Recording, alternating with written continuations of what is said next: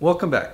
Today we're going to show you how to film a time-lapse video on a DSLR camera. It's actually easier than you think, and I'm in the perfect place to show you. Beautiful sunrise happening this morning, so let's go check it out. I'm going to grab my other camera here.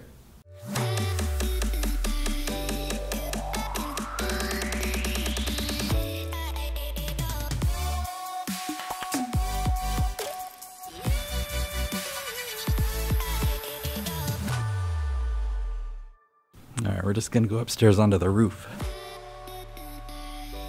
You guys gotta check this out. This view is amazing. Look what's happening over there.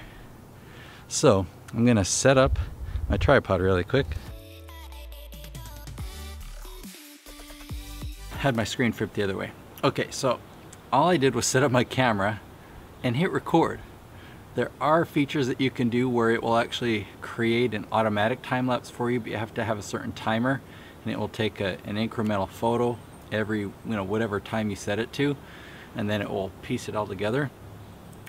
But I find that it's a little bit too complicated. All you have to do is hit record, and then when you're editing it, you can take a file. Let's say the full file is 10 minutes long. If you shrink it down to 10 seconds or 30 seconds, it will just play it a lot quicker, and it looks really great. It looks just like a time lapse otherwise. So, I mean, it takes a little bit more storage space, but I'm just gonna let this run, and the trick is to let it run for a long time, because if I'm looking at things in the distance, like these colorful clouds here, you can't see the color anymore. And I'll play the time lapse for you.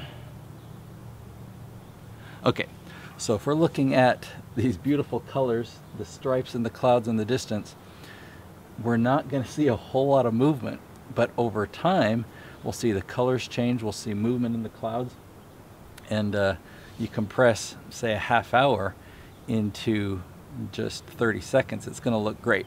So how about you see it? Okay, let's take a look right now.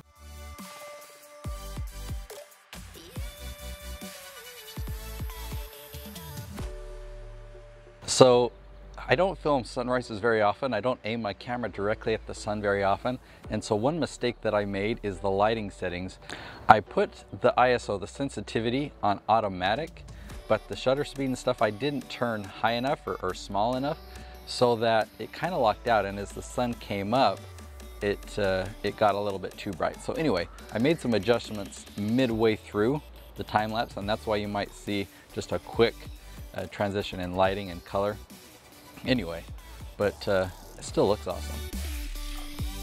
Okay, so we've been filming this sunrise for about 26 minutes, and as I just walked over and checked on it, it's starting to have autofocus issues. So I just should have turned off the autofocus. But anyway, so let me see if you can see the screen here. It's awfully bright. Yeah, you can see the screen. I don't know how well that can, let me focus on the screen there. I don't know if it doesn't seem to be doing it right now, but one of the easiest things that I could have done is on the lens right here, I could have turned it to manual, and that would have solved that problem of autofocus, having it change focus during the middle of my long time lapse. So we're up to 26 minutes and 50 seconds right now. Should I call it good? You want to see what that looks like?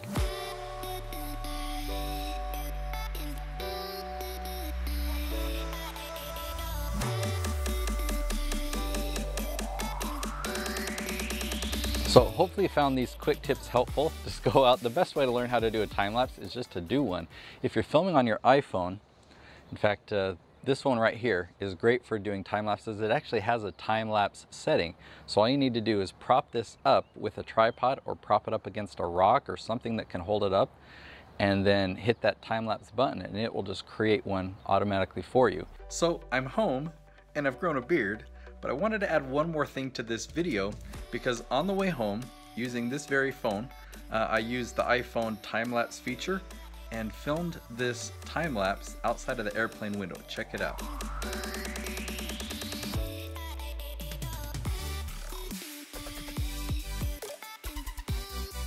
But with the DSLR, don't worry about any of the fancy features, just hit record. Be sure to subscribe, and we'll see you in the next video.